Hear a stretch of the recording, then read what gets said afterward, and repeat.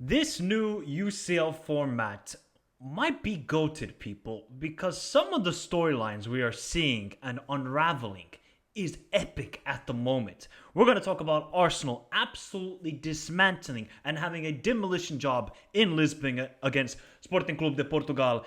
Bayern push PSG to the brink in this Champions League. Those are words I thought I would not say this season, but PSG we need to talk about, and we got to talk about Conrad Leimer. I thought he was fantastic today. And a little note on Man City 3-0 up and bottling it against Feyenoord. What on earth is going on here, people? Get your thoughts in the comments down below. We do this every time there's a Champions League night. We're going to react to a couple games, so get your thoughts in the comments down below. Remember to hit the like button, subscribe to the channel if you're new around here, and we will have the full review of this UCL week on Thursday, the live stream. Arsenal 5, Sporting 1, and this was just like taking candy from a baby. I think this is Arsenal's first away win in Europe since the Sevilla game, if I'm not mistaken. Arsenal fans, let me know. But Arsenal in that first half were scintillating. They were honestly just so superior to Sporting. Set Piece FC is once again back because Gabriel again, and he did the Yerkeres. That is just shameless behavior, but I'm here for it. Because when you're 3-0 up, you can do that. And Gabriel knows his defense lockdown, no service allowed. Arsenal shut it down in the second half, but I thought in the first half, Timber, by the way, Timber, this dude is better than Ben White. I'm not going to get reactionary because I saw him at Ajax, I think Timber is a very good player. Just, he offers more going forward compared to Ben White. Maybe Ben White is better defensively, and we'll see when he comes back, when he's fit, if Timber's going to slot back to left back, but Timber down that right side, he's basically another creative midfielder in that way, but God, I thought Partey was really good. Obviously, Saka always going to give you something in the game. And Arsenal they just overpowered Sporting that first half. Yeah, of course, then Sporting had their chances in the second half and you saw more intensity from them. But I don't know what it was for Sporting. I don't know if it's just a new manager, no Amorim, but that first half was so flat. They got nothing going. They couldn't get into Yerkeres. They got nothing with Trincao. They got nothing with Marcus Edwards. Nothing. Morita and Human are trying to do their best in the midfield, trying to create, but they couldn't do anything. And I thought it was a flat performance from Sporting. And 5-1, that's a statement from Arsenal. Let's take nothing away from Arsenal here, people. They go away to Lisbon and they dismantle a team who are on so much momentum. Yes, you can talk about no Amorim and this and that. They got the momentum. They're still playing the same way. Back five, two wing backs basically as two wingers. And they're playing the same way, and Arsenal just destroyed them. Sporting fans, I want to know your thoughts, though. Are you worried about Amorim leaving, and how are you going to deal now with the new manager, and is this going to continue in the Champions League? Because I still think Sporting are a good team, but today, they kind of got humbled in a way. I don't think Sporting fans thought they were going to win this game, but 5-1 is a demolition job by Arsenal. And Arsenal, you got Havertz scoring, you got Martinelli scoring, you got Saka scoring, Trossard off the bench scoring. I think that's just the perfect day. You get an away win in Europe, that's going to build confidence. And maybe the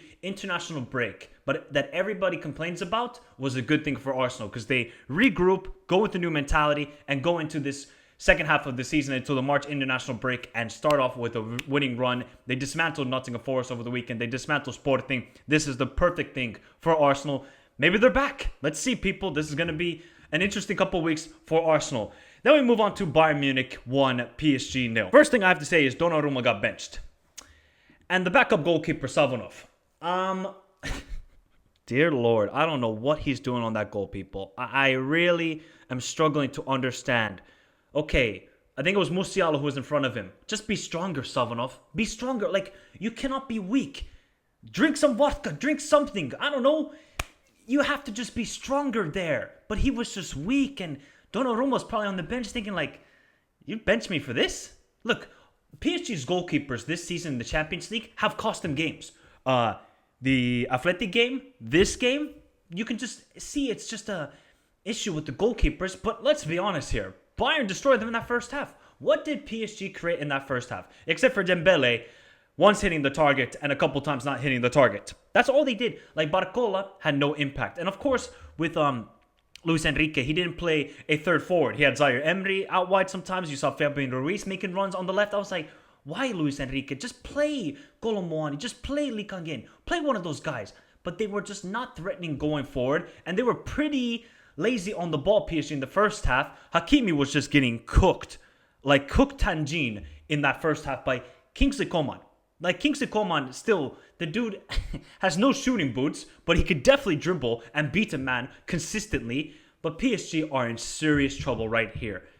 26th in the Champions League. 26th.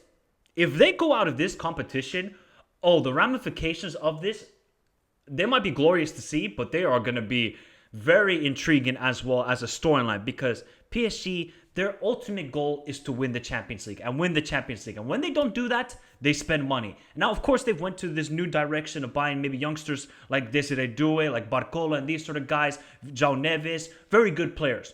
But you need some experience, some Champions League experience, and you need a striker. You have all of these players. I still don't know why they didn't go for like Victor Osimhen or somebody like that. Just somebody going forward. Nothing. And Bayern Munich, they controlled the game. They didn't finish their chances. I mean, I don't think Kane had a good game today, but Konrad Laimer down the right side defensively and build-up play was my man of the match. I thought he was fantastic. Upamecano, Kim Min-jae, they did their thing. They were good. I thought Goretzka actually had a decent game. You could say Sané, just sometimes he had 3 shots in that first half at the end of the half where I'm like, just put one on target. He put the last one on target, the first 2 not on target. And Kane, I thought, Kane was a little bit quiet today, sloppy with his passes at times, but Kane is still going to provide that outlet going forward. And with his passing, he fed it to Leroy Sané in that first half. But Bayern controlled the game. Dembele gets the stupid red card, even though I think it's very harsh on Dembele. I don't think that's ever a red card in my opinion, because look, they can't review the VAR for a second yellow card, so I think if they was a straight red, never a red card. I don't think that's even a yellow card. I think that's kind of harsh on Dembele, but to be honest, are they going to miss him in the Champions League? Ligue 1, okay, you maybe will miss him. Who cares? But Champions League, Dembele consistently doesn't put up those performances. I'm sorry. Like, the guy will only perform when he sees the Barca colors in front of him. And Barcola, again, today, no impact. That's the story for PSG. They just have no impact going forward in the Champions League. In 5 games in the UCL, 3 goals. 3 goals. That's your biggest problem right there. I don't think it's a defense. I think it's just they create the chances at home, but away from home, they're struggling, and they're just not clinical team. They're not. So, and their last 3 games, okay, Salzburg, they have to beat them because Salzburg are abysmal side under Pep Linders. Then they got Man City. We'll talk about Man City, and then they got Stuttgart away. That Stuttgart game might just be an elimination game to see who gets into the top 24 at this rate. PSG are in serious trouble of missing the Champions League. Let me know your thoughts in the comments down below, people, if they're going to miss the Champions League. But look, Bayern Munich, they're on a roll. They're keeping clean sheets. Very good performances under Vincent Kompany. How many games in a row is that? That is 1, 2, 3, 4, 5, 6, 7 games in a row. Bayern have kept a clean sheet. Like to see that. Like to see that, Bayern, after what I saw in person against Barcelona was some horrific defending, but they've gotten better, and Neuer just doing Neuer things. I don't know what he was doing the second half at times. Just a quick note on Man City 3, Feyenoord 3. I was able to catch the second half of this game, but my God, Man City had this game in complete control, right? Complete control. Haaland gets a couple goals. Great cross from Matheus Nunes into Haaland for that 3rd goal. Gundogan obviously gets a goal there, and I thought Man City controlled the game, but it almost just seems like as soon as they face adversity, again, they crumble. But shout out to the baller I said on Twitter, by the way. Remember to follow me on the socials, people. Haj Musa. This Algerian kid, bro, this guy is going to... he looks like a baller. I think he was playing in the 2nd division of Belgian football last season, or 1st division. Algeria, man. I just love these North African ballers because they're just so technically gifted. And Haj Musa, he hasn't had a lot of minutes this season, but because Feyenoord have had a lot of injuries, and that's the thing, people. You can talk about Man City having injuries. Feyenoord have injuries as well. Do you know who they've been missing most of this time for this season? Santi Jimenez. There's no, obviously, Hartmann. There's no Osman. There's no Stings. And there's no Ueda. So, you could talk about Man City injuries. Feyenoord got injuries. They do. To come back like that.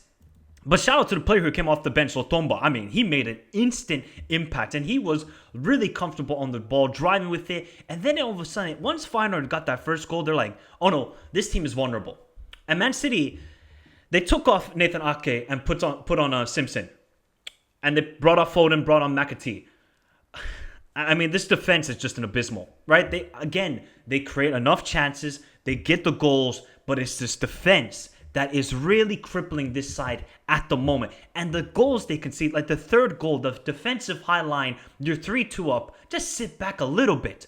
Look, they're going to create some chances here, Feyenoord. Igor Paschal, very quick player. He's going to create, obviously, great cross into Hansko. Ederson, I don't know what he's doing. Again, for the 2nd goal, Igor Bajal is open in the back post. Santi Jimenez has a tap in. I mean, it's just Man City's defense. They're not engaged at the moment, and that's what's hurting them the most. But gotta give massive credit to Priske and Feyenoord to have that mentality to come back from 3-0 down, because everybody wants to talk about Man City. But Feyenoord, kudos to you for having just the drive and just the desire to go for a third goal. They believe, and look, they put themselves in a good position to make it to the top 24 after losing to Salzburg, which was a pathetic performance in my opinion, and they've been dismantled. They're gonna concede goals, this Feyenoord team, but they got goal scorers. And with Santi back, you got the main man back. I love Santi Jimenez. You guys saw my video I did on him. I think he's going to be a quality striker.